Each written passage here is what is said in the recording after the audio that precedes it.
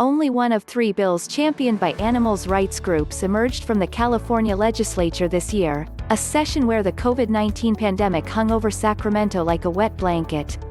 On Governor Gavin Newsom's desk, awaiting a signature, is a bill requiring all fluffies and Fidos to be microchipped before leaving animal shelters and rescues.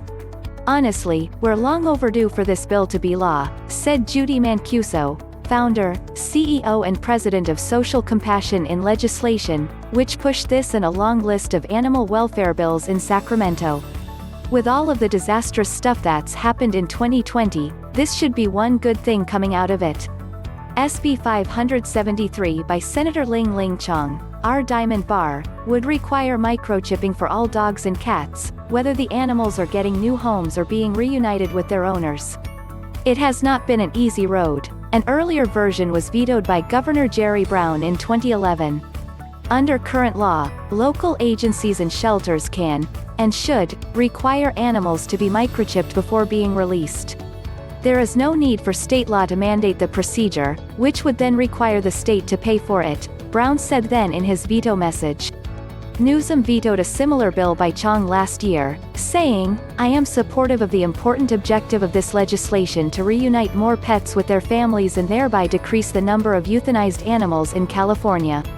However, by requiring microchipping as a condition of reclaiming a pet, the bill has the unintended consequence of creating a burden for those who may already be struggling with the basic costs of caring for their pets and thereby do not have the financial capacity to pay for the microchip implant and the annual fees.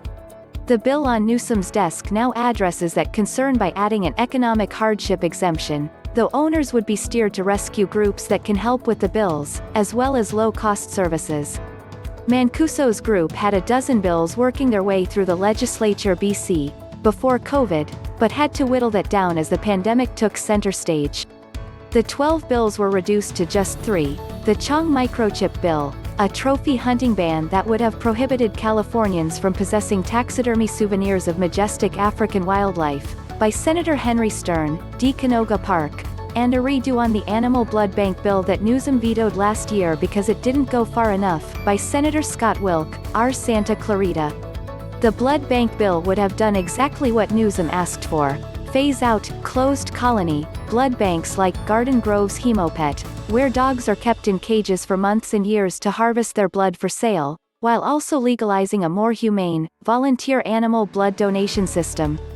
The chair of Assembly Agriculture Committee declined to give the bill a hearing because it wasn't directly related to COVID-19, and supporters fear animals will die from a blood shortage as a result.